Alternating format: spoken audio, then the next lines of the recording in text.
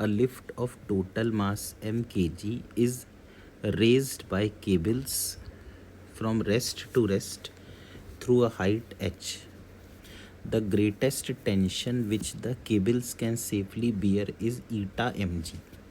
Find the shortest time interval in which the ascent can be made. ठीक है, तो एक लिफ्ट है जिसकी इनिशियल वेलोसिटी 0 है और किसी टाइम t1 तक वो एक्सेलरेट करती है।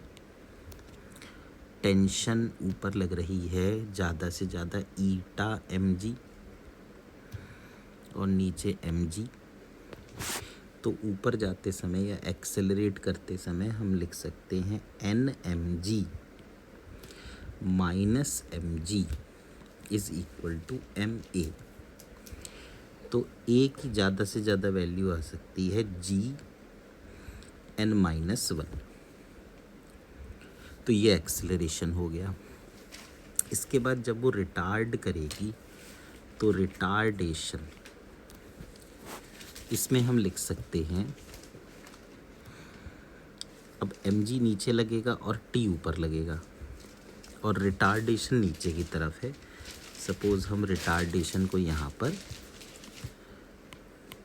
बीटा से डिनोट कर देते हैं, तो हम लिख देंगे mg minus T is equal to m into beta. तो t सबसे कम अगर होगा तो बीटा बढ़ता जाएगा, तो t कम से कम 0 ही हो सकता है। इसका मतलब बीटा की वैल्यू g हो जाएगी। तो एक्सेलरेशन होगा ज़्यादा से ज़्यादा g और n-1 और रिटार्डेशन होगा ज़्यादा से ज़्यादा g।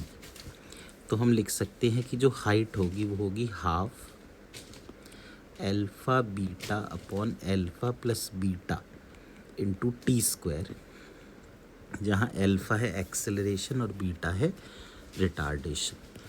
तो h हो जाएगा हाफ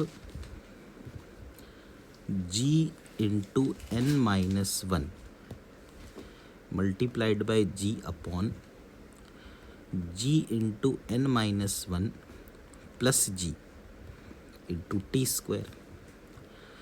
तो h हो गया g स्क्वायर n-1 अपॉन 2 और g और n इंटू टी स्क्वायर। तो g और g कैंसिल हो गया, तो टी स्क्वायर हो गया 2 ईटा या n h upon g n-1।